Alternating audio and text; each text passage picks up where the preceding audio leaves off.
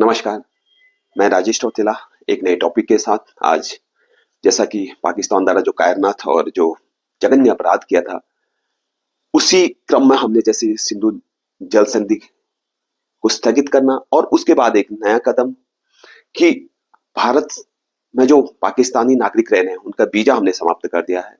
उनका जो short term के लिए अल्पकालिक के लिए भारत आए थे, उनको इतवार तक का समय दिया गया था कि भैया आप बाहर हमारे देश को छोड़ के अपने देश चले जाएं।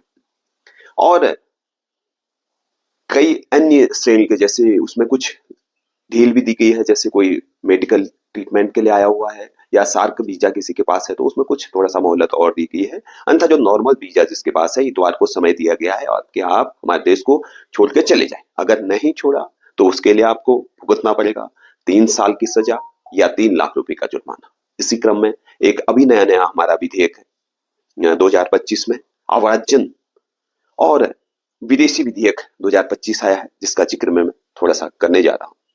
सरकार ने भारत में आने वाले विदेशियों को विनियमित करने के लिए आव्राजन और विदेशी विधेयक 2025 अभी फरवरी में ही इस कानून विधेयक को मान्यता दी है, और जिसमें इससे पूर्व भी हमारे कानून थे उनको निरस्त कर दिया गया है।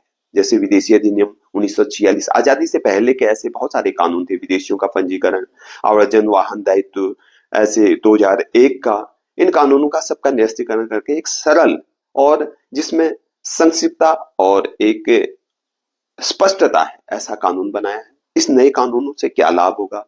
कानूनों की पूर्व में बहुत बहुलता थी तो आदमी कंफ्यूज होता था, इसलिए इस सारे एक्टों का एक एक्ट बना दिया। और विनियमित करना, यात्रियों के दस्तावेजों को, वीजा को सरलीकरण करना और उनके जो वीजा हैं, अन्य पासपोर्ट हैं, उससे संबंधित ऐसे उनको विनियमित करना है। भारत में प्रवेश करने एवं बाहर निकलने वाले सभी प्रक्रियाओं को सुव्यवस्थित करना इस एक्ट का मुख्य उद्देश्य है। और इसमें जो मुख्य मुख्य बिंदु, जैसे बिना वैध पासपोर्ट वीजा भारत में प्रवेश करने पर उस व्यक्ति पर 5 लाख रुपए और 5 साल की सजा का प्रावधान इस एक्ट में है।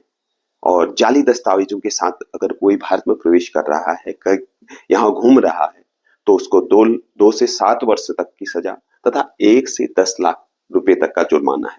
और अधिक समय तक ठहरना, वीजा शर्तों का उल्लंघन करना तथा प्रतिबंधित क्षेत्रों में प्रवेश करना, जैसा कि अभी हम देख रहे हैं पाकिस्तान ने जो कायरनाथ हरकत हमारे देश के साथ के लिए, इसका उल्लंघन किया है उसने।